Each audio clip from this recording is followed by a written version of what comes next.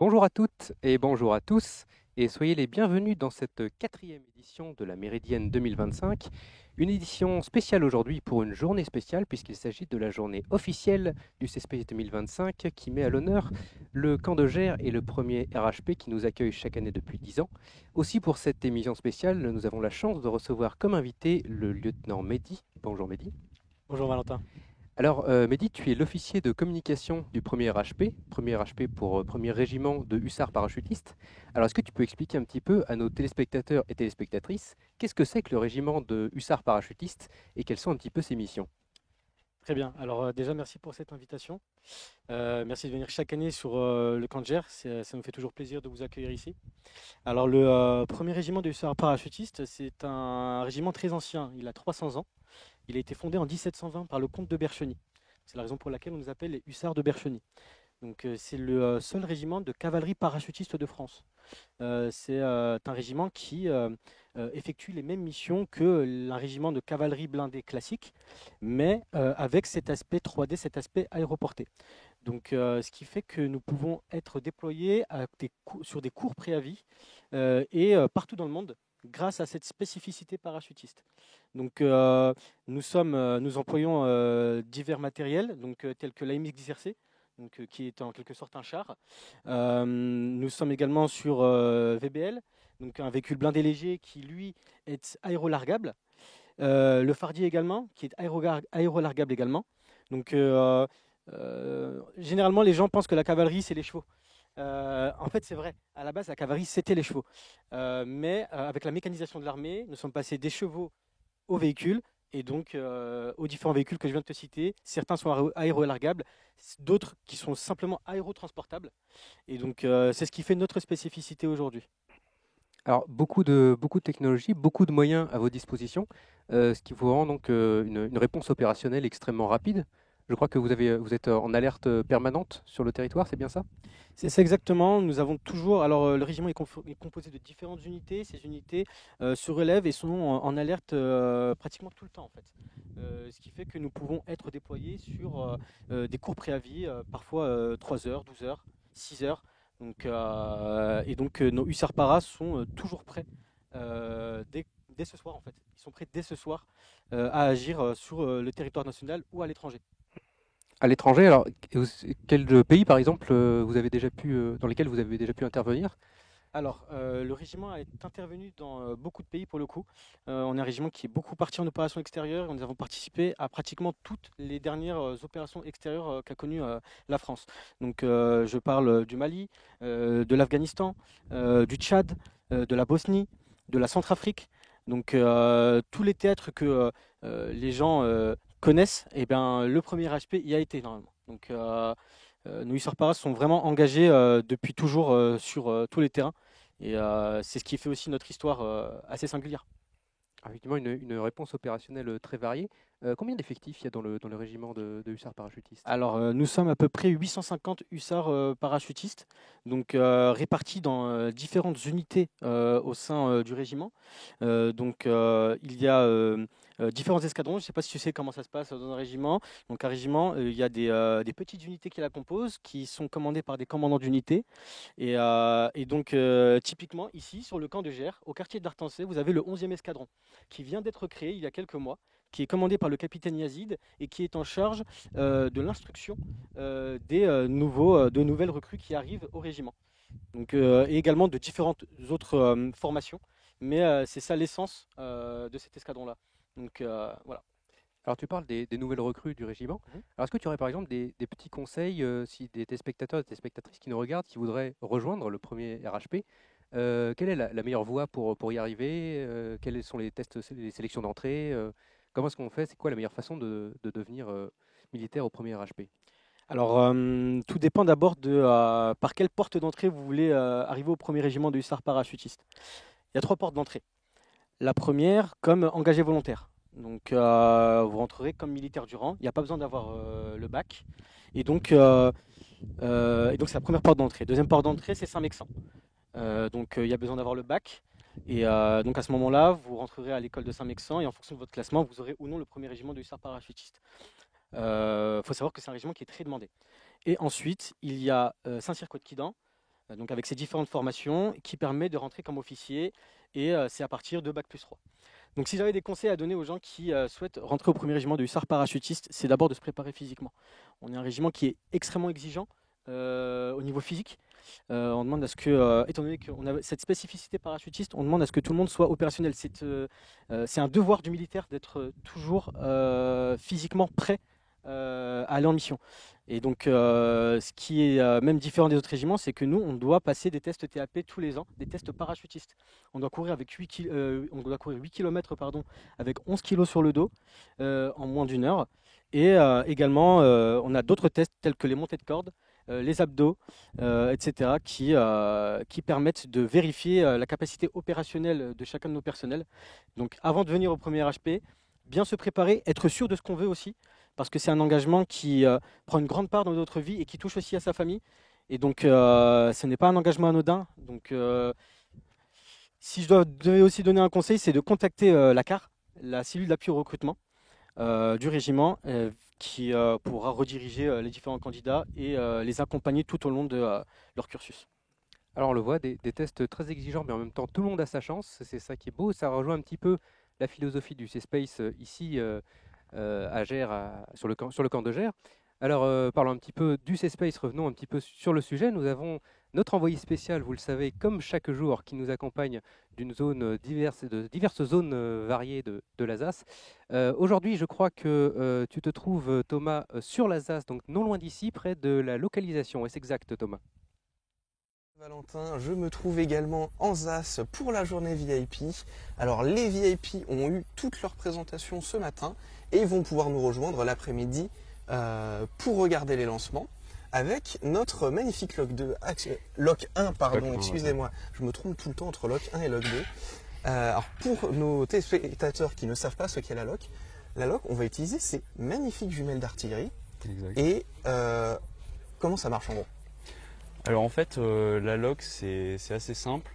L'idée c'est qu'on a ici lock 1, on a une autre jumelle d'artillerie en fait en Jupiter, et éventuellement un lock 2 qui est beaucoup plus profond pour avoir plutôt une vue sur le côté. Donc en fait, avec les jumelles d'artillerie, on vise la fusée et elle va nous donner l'azimut plus ou moins précis de là où on tombe.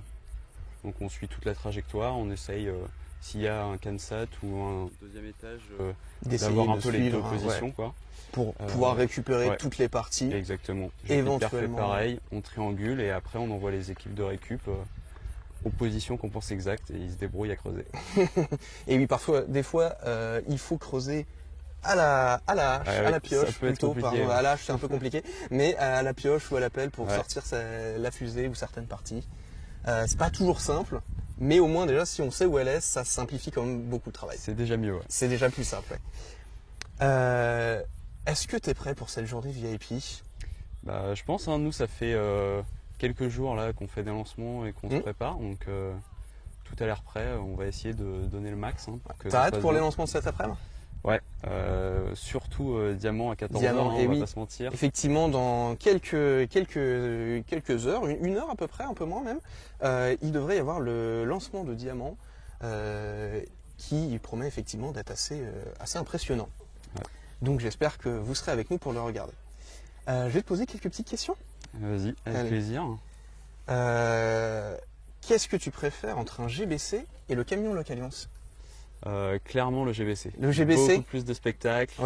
Il y a une vraie ambiance. Après, moi je trouve quand même que le Lock Alliance est plus confortable. C'est vrai, mais c'est beaucoup moins drôle. Ça c'est vrai. Et puis c'est vrai que le Lock Alliance c'est plus classique. C'est le confort, c'est l'habitude. Ouais, c'est un peu le camion mainstream quoi. Exactement. Le GBC, on n'a pas ça tous les jours. Malheureusement non, on peut pas trop faire ses courses avec. Je sais pas si ce serait pratique, mais en tout cas on a beaucoup de place dans le coffre. Ça c'est très bien. Armée de terre ou armée de l'air? Bah, avec ce C-Space, plutôt armée de terre. Plutôt armée de terre. Effectivement, je vous rappelle que nous sommes sur le camp du premier RHP, donc une division de l'armée de terre.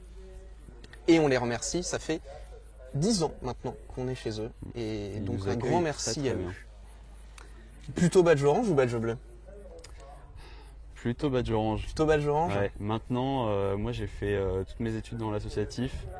Et ça fait plaisir aussi d'être du côté orange pour pouvoir aider les nouveaux. Oui, c'est vrai que ça c'est très sympa transmettre un petit peu ce que nous on a vécu. Ça je suis tout à fait d'accord. De des bons souvenirs de badge bleu quand même. Des bons souvenirs, ouais. Des bons souvenirs, ouais. Attends. Quand même. Plutôt Elec ou Mecha? Ah, plutôt Elec pour moi. Plutôt Elec pour toi? Très bien. Kansat ou fusée? Bah plutôt Kansat, hein. Et oui, parce que pour ceux qui ne le savent pas, cet homme a participé au concours Kansat. Exactement. À l'organisation du concours. On l'a organisé. On n'a pas fait de Kansat cette année, mais on l'a organisé et ça se passe de mieux en mieux. Là, on était complètement intégré avec l'Alsace, donc on a eu vraiment une fluidité au niveau des largages. C'était une bonne campagne cette année, je suis d'accord. Ouais. Vraiment très très beau. Très bien. Plutôt ZAS ou Basse-Vie? C'est un choix compliqué. C'est pas simple. Hein. C'est un choix compliqué. Les avis divergent. Hein. Pour le spectacle, mais quand même la Basse-Vie, c'est là où tout se passe. La debug, les contrôles, c'est magnifique. C'est vrai. Dernière petite question, et pas des moindres. À ton avis, puisqu'on parlait de GBC tout à l'heure, combien pèse un GBC en lunettes d'artillerie? Je crois que le GBC, c'est autour de 10 tonnes. Ouais. Quelque chose comme ça. J'ai pas trop su peser les jumelles. Ah, donc toi, tu les utilises, mais tu les installes pas et tout. Elles étaient déjà installées, moi, quand je suis arrivé. C'est vrai que c'est plus pratique. Eh oui. Mais allez, on va dire 1000. À peu près 1000. Ouais, eh ben écoutez, Valentin vous répondra dans quelques instants, parce que comme d'habitude, moi je n'ai pas la réponse. Je pose des questions, mais je n'ai pas les réponses. C'est pratique. Je vous dis donc à vous les studios en ZAS, et bon après-midi. Et bon après-midi à tous. Allez. Alors, toujours des petites interviews créatives de la part de notre envoyé spécial Thomas.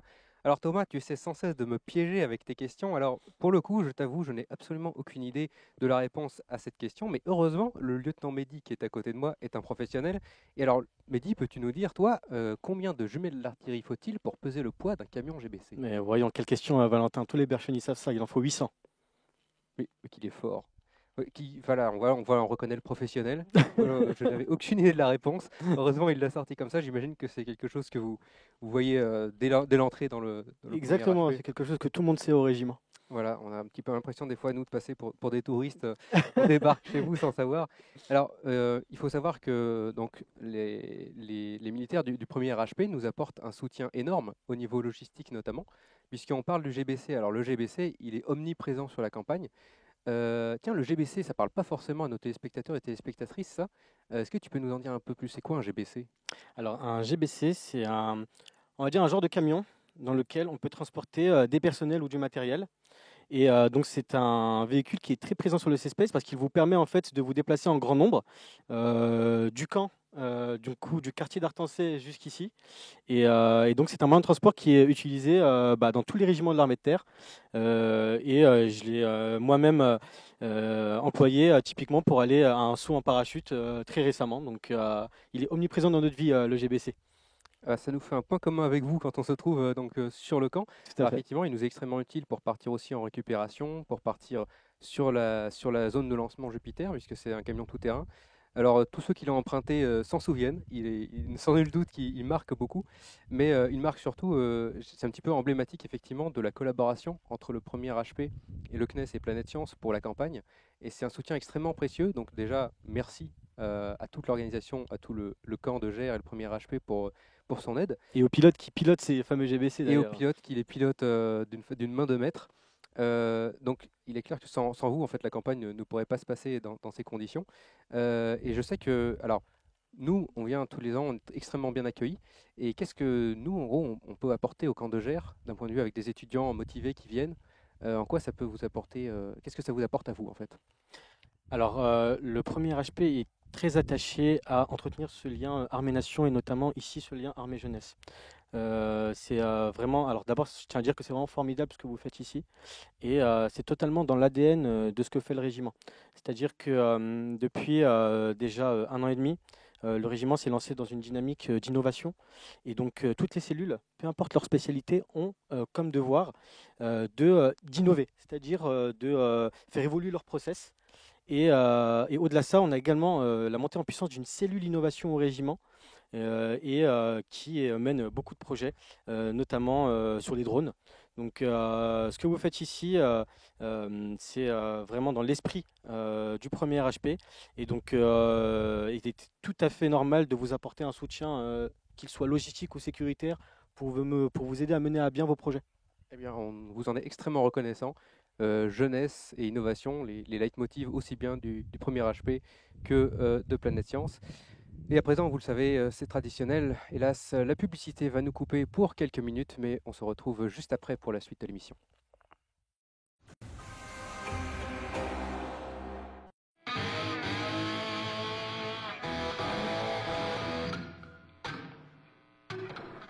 When life becomes so hard, I can feel it.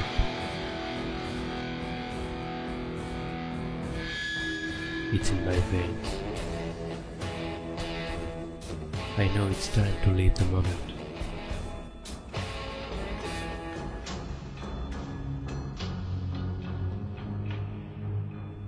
Theodosias, the new fragrance.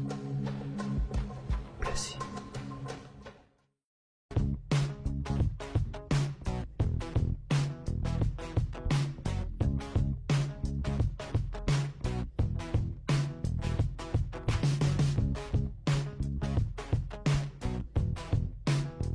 Ça se patrole, à partir de 15 980 €.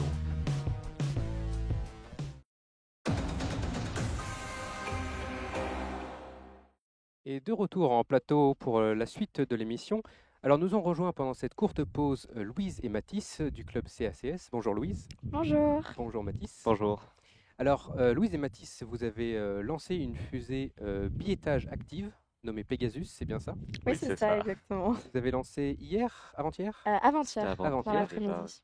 Et c'était un très beau vol nominal. On a pu le voir pour les téléspectateurs qui ont suivi le vol et pour le personnel présent sur le camp. Alors, une biétage active, ça parle pas forcément à tout le monde, ça. Est-ce que vous pouvez nous expliquer un petit peu qu'est-ce que c'est? Alors en fait, c'est-à-dire que donc notre fusée, comme vous l'avez dit, elle a 2 étages. Active, ça veut dire qu'on a un moteur à la fois sur le premier étage qui va donc être lancé dès le début. Nous, c'était un gros moteur, c'était un Pro 75, donc le pyrotechnicien, pardon, mais au tout début. Et au cours du vol, il y a séparation des 2 étages et le deuxième étage a son propre moteur qui s'allume au cours du vol après la séparation. Donc c'est pour ça qu'on dit biétage active. Donc on a vraiment nos 2 étages qui ont leur propre moteur. Donc au final, c'est presque comme si on avait 2 fusées au lieu d'une sur un même vol. Ouais. Donc ça fait aussi 2 fois plus de complexité, Oui. aussi bien au niveau de la conception que de la mise en œuvre pyrotechnique. Donc la vôtre a réalisé un vol nominal et c'est la 3e, je crois, dans l'histoire du C-Space à Gers, une biétage active. Alors toi, tu as vu des lancements déjà de fusées. Qu'est-ce que ça t'inspire, toi, les lancements de fusées expérimentales sur le camp? Voilà, tous les étudiants qui viennent, qui lancent, c'est un petit peu la consécration pour eux de leur projet. Qu'est-ce que ça t'inspire en voyant les lancements? Alors, tout d'abord, je trouve ça hyper impressionnant que de jeunes ingénieurs puissent fabriquer ce type de fusée. Moi qui n'y connais rien personnellement, je me dis que alors déjà, c'est la consécration d'un travail acharné, que ça ne doit pas être évident en fait de construire ce genre de fusée. Et donc, ça me fait surtout plaisir aussi de les voir peut-être devant leur projet abouti. Donc, c'est plutôt dans cet état d'esprit-là que je suis aujourd'hui pour le coup. Un plaisir, on n'en doute pas, mais je pense pas autant qu'eux après le vol nominal. Alors, Mehdi l'a très bien dit, c'est un véritable challenge de mener à bien un tel projet. Est-ce que vous pouvez nous parler un petit peu des principaux écueils que vous avez rencontrés, des plus grosses galères que vous avez eues pour le mettre au point? Combien de temps vous avez mis déjà pour le mettre au point? Alors déjà, ce projet, il a duré donc sur l'année, presque plus de 9 mois. Et on savait que pour une fusée avec 2 étages, il y a un test critique à passer, c'était le test de flèche. Et c'était le test qui nous faisait le plus peur, puisque c'est celui qui nous a fait échouer en fait l'an dernier, donc l'équipe dernière. Alors, pardon, je te coupe, mais test de flèche, en quoi ça consiste et pourquoi c'est particulièrement critique sur une biétage? Donc en fait, quand on a 2 étages, en vol, on a besoin que la fusée elle soit le plus droite possible pour éviter tout problème. Et donc lorsqu'on met la fusée à l'horizontale, il faut qu'elle reste presque parfaitement droite. Et c'est un test qui est relativement critique et difficile à passer.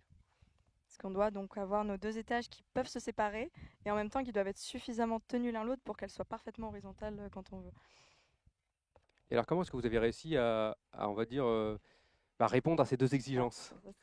Alors, le système de séparation, c'est déjà, on a pu s'inspirer de ce qui a été fait dans l'année précédente, mais c'est énormément d'usinage avec des matériaux extrêmement résistants, comme de l'acier ou de l'aluminium, et aussi l'utilisation de douilles à billes. En fait, c'est des matériaux qui vont être utilisés dans l'industrie, donc pour essayer d'avoir un maximum de précision et pouvoir passer ce test. Et on utilise un système pneumatique qui permet de faire l'expulsion du deuxième étage. Donc en plus du moteur actif à l'intérieur, vous avez un système pneumatique qui propulse l'étage. Oui. En plus, on a reçu les données de vol. Et après analyse, ce qui est assez marrant, c'est qu'on voit une petite accélération du deuxième étage après la séparation. Avant l'allumage du deuxième moteur. Donc c'est assez drôle. Donc il s'est accéléré avec la séparation. Donc tout a vraiment bien marché. Effectivement, gros défi à relever. Alors défi, il n'y en a pas que dans les fusées. Des défis, il y en a aussi dans les CANSAT. On en a parlé hier, si vous vous rappelez bien, si vous êtes des fidèles spectateurs de l'émission. Et hier, l'émission était dédiée aux CANSAT puisque c'était la journée de présentation pour leurs membres. Je vous propose donc de voir une petite vidéo qui va expliquer un petit peu, vous en dire un petit peu plus au sujet des CANSAT et notamment celui de Evolutech. On se retrouve juste après cette vidéo pour la suite de l'émission. Pourquoi on fait des CANSAT ? Le C-Space est globalement un endroit super. Depuis plus de 60 ans, on y lance des fusex et des minifs. Mais le C-Space, c'est aussi un endroit où on largue des CANSAT, de petits satellites de la taille d'une canette qui sont tout choupinous. Mais à part être choupinous, pourquoi on en fait ? Vous allez sans doute dire parce qu'on est dans un événement spatial et les satellites c'est dans l'espace, t'es bête ou quoi ? Eh bien, laissez-moi vous dire que c'est vous qui êtes bête. En effet, figurez-vous qu'au C-Space, nos satellites ne vont pas dans l'espace. Je suis dans l'espace. Mais pour vous en parler, il faut aller en salle club et rencontrer Evolutech de l'école EPITA. Du coup, nous, on est Evolutech et nous sommes ici pour présenter ce CANSAT qui est l'Evolusat MK2. Le concept de concours CANSAT, c'est de larguer un petit objet à partir d'une hauteur à peu près de 120 mètres en réalisant certaines missions imposées par le concours C-Space. Ok, super, mais du coup, si ça va pas dans l'espace, pourquoi vous faites ça ? Du coup, la mission principale de cette année, c'était de réaliser une séparation avec notre CANSAT. La difficulté en fait de cette mission était combinée avec une autre mission qui était de réduire la taille du CANSAT à un volume de 33 centilitres. Pour une petite histoire, notre parachute était très compact et on a dû inventer un moyen très efficace pour pouvoir le déplier. Le moyen de le faire, ça s'appelle le scotch double face. Une fois le CANSAT terminé, il faut aller le contrôler. Globalement, sur les contrôles qu'on peut faire sur le CANSAT, c'est récupérer des données avec les différents capteurs, mais aussi s'il y a des actions à faire, comme là la séparation, nous avons juste le contrôle sur la séparation, mais après, le déplacement du CANSAT n'est pas réellement contrôlé, il est plus contrôlé par le vent ou d'autres facteurs comme ça pendant le vol. Et ensuite, il faut se rendre en ZAS, une terre de bonheur et de joie, où les fusées côtoient les drones et les tourelles de détection. Mais c'est aussi là que se déroule le largage des CANSAT par un drone suffisamment gros pour transporter des litres de café, mais aussi capable de soulever les satellites et les larguer à 120 mètres de hauteur. Une fois le CANSAT largué, il redescend sous son petit parachute en effectuant ses différentes missions.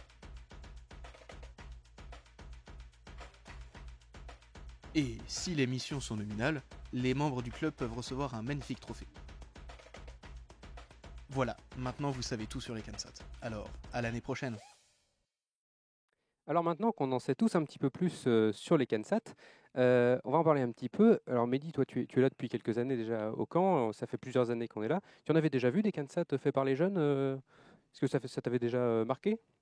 Oui, tout à fait, j'en avais vu l'année dernière pour le coup, mais j'ai de la chance, tu m'as un petit peu réexpliqué juste avant ce que c'était, parce que pour le coup je vois tellement de fusées, de choses monter en l'air et redescendre, c'est un petit peu compliqué, j'y connais pas grand chose. Donc une petite piqûre de rappel, encore une fois, ce serait peut-être pas mal pour moi et pour tout le monde, à mon avis. Alors, est-ce que vous connaissiez les CANSAT ? Nous, dans notre club, on n'en a jamais fait. Et j'avoue qu'on n'était pas trop branchés sur ça. Mais c'est vrai que maintenant qu'on sait un peu plus ce que c'est, on envisage potentiellement d'en faire dans les prochaines années dans notre club. C'est bien, c'est inspirant du coup pour les autres étudiants. Alors, on va dire déjà la différence majeure, on l'a vu, c'est un CanSat, c'est largué déjà depuis un drone, c'est pas propulsé par une fusée. Mais finalement, c'est un petit peu ce que vous avez fait. Vous avez presque largué un CanSat avec votre fusée biétage, puisque vous avez largué l'étage supérieur. C'est un peu ça au final, oui, puisque l'étage supérieur a servi à pousser le deuxième étage pour qu'il fasse sa mission au plus haut, et après on le récupère sous parachute. Donc, c'est vrai qu'il est plus propulsé que largué, mais c'est vrai que ça marche aussi. Alors ça me rappelle un petit peu, ça te rappelle aussi quelque chose, toi, de larguer une charge utile sous un parachute pour s'en servir après? On en a parlé au début notamment des... Oui, tout à fait, notamment de nos véhicules qui sont aérolargables et qui sont largués par des spécialistes dans le domaine. Et c'est ce qui fait la spécificité de nos régiments. Les personnels sont aérolargables et les véhicules également. Pas tous, mais ceux que j'ai cités juste avant, oui. Voilà. Donc ces contraintes-là, effectivement, d'avoir une charge qui redescend sous parachute, de larguer au bon moment, c'est la même problématique pour tout le monde. On le voit, alors les CanSats ont aussi en plus la particularité de devoir faire rentrer toute l'électronique dans un volume extrêmement réduit. Alors, je ne sais pas si vous avez été confronté à ça, puisque votre fusée, bien qu'elle soit de gabarit Fusex, je pense que vous avez quand même énormément d'électronique à faire rentrer, puisque vous aviez quasiment 2 fusées en une. Est-ce que vous avez rencontré un peu cette problématique propre au CanSat de devoir faire rentrer dans un volume réduit beaucoup d'expérience et d'électronique? Globalement, l'un des gros sujets de notre année qui nous prend beaucoup de temps, c'est notamment l'intégration de toute l'électronique. Et il faut voir que notre deuxième étage, qui est beaucoup plus petit que le premier, contient beaucoup plus d'électronique que le premier, parce que c'est lui qui a toutes les données il faut allumer le deuxième moteur. Et au final, donc, quand on voit notre ce qu'on appelle notre stack électronique, c'est vraiment ça a le volume d'un CanSat en gros, oui. C'est très très compact. On voit toutes les cartes et tous les câbles qui sont vraiment bien intégrés. Et ça a été un gros enjeu pour nous, oui, de pouvoir tout intégrer à l'intérieur. Est-ce que vous aviez déjà de l'expérience là-dedans, en intégration? Parce que l'intégration, il faut le savoir, c'est la phase la plus souvent sous-estimée en temps et en fait qui se révèle extrêmement complexe. En fait, tout marche sur table et puis en fait, on sait très bien comment ça se passe dans la vraie vie. Il y a toujours des imprévus, c'est pas à toi que je vais l'apprendre, Mehdi. Et est-ce que vous avez déjà eu des challenges comme ça d'intégration dans le club? Au final, il y en a tous les ans sur les fusées, mais nous deux, c'est le premier projet qu'on mène. Et on nous a toujours dit que c'était une période qu'il ne fallait pas sous-estimer. Mais au final, on s'en rend compte vraiment que quand on y est vraiment, et que ces derniers 5%, c'est ce qui va prendre 80% du temps en réalité de bien tout intégrer et faire que tout marche bien. Donc c'est face au problème qu'on s'en est vraiment rendu compte. On peut nous le dire autant qu'on veut, à chaque fois on se dit oh, ça va passer, et puis on arrive devant et il faut oulala. Vous n'êtes pas les seuls à tomber dans cet écueil, hein. Chaque année, on le répète aussi aux néo-arrivants que c'est une phase à ne pas négliger. Et là, c'est aussi, ils sont pris tous par le temps parce qu'il y a toujours du retard et c'est la phase qui trinque forcément. Et donc, c'est votre premier C-Space? Oui, à nous deux, c'est le D'accord. premier. Ah, c'est encore plus intéressant. Est-ce que vous envisagez de revenir les années suivantes? Moi, j'adorerais revenir. Après, bon, les études, ça peut être parfois compliqué, mais j'aimerais beaucoup pouvoir en refaire un. Moi, je suis encore en première année, donc en deuxième année, j'aurai peut-être l'occasion de revenir si on revient, et ce sera un plaisir de pouvoir revenir. L'ambiance, voir les autres équipes aussi, ce qu'ils font, c'est hyper intéressant parce que de notre côté, on a toujours notre point de vue de notre équipe, et donc souvent on s'inspire de ce qui a été fait avant, et voir les autres équipes qui partent dans d'autres directions complètement différentes, c'est toujours hyper intéressant en fait. Effectivement, c'est un des points forts de cette campagne d'avoir des salles de travail où tout le monde travaille, où tout le monde s'écoute, tout le monde s'entraide un petit peu et de voir l'innovation.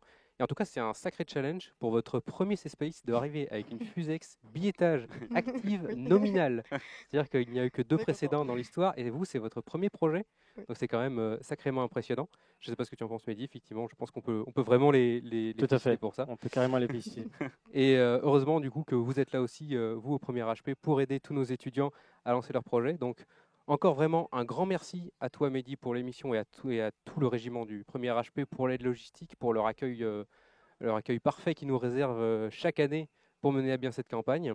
Merci à vous également de nous avoir suivis dans l'émission. Quant à moi, je vous dis bien sûr à demain si vous le voulez pour la suite. Et n'oubliez pas de rester en live pour nos lancements de cet après-midi. Pour la fusée notamment Diamant, dont Thomas vous a parlé tout à l'heure dans l'envoyé spécial, puisque cette fusée est particulièrement intéressante dans le sens où c'est une fusée qui va être tirée avec un propulseur Pro 98. Ce n'est pas un propulseur qu'on rencontre tous les jours au C-Space. C'est c'était un propulseur qui n'a pas été très souvent mis en œuvre. Et bien sûr, c'est un lancement qui sera particulièrement passionnant à suivre. Donc encore une fois, merci à tous nos partenaires, au CNES bien sûr, qui organise cette campagne chaque année, sans qui on ne pourrait bien sûr rien lancer. Merci au premier RHP pour le soutien, pour l'accueil, pour tous les jeunes. Et bien sûr, merci de votre présence. Mais pas de souci, c'est vraiment gentil à vous. Merci à toute l'équipe de l'ombre, à la régie, à Planète Science en général, et à toutes les personnes sans qui cette émission ne serait pas possible. Je vous dis quant à moi à demain pour la dernière émission 2025. Je vous souhaite une très bonne journée et je vous dis bon vol.